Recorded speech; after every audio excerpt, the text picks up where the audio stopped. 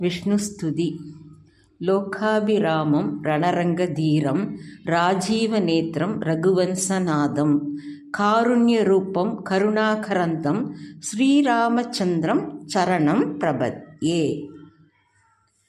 अच्युतं केशवं रामनारायणं कृष्णदामोदरं वासुदेवं भजे। श्रीधरं माधवं गोपिकावल्लभं जानकी नायकं रामचन्द्रं भजे।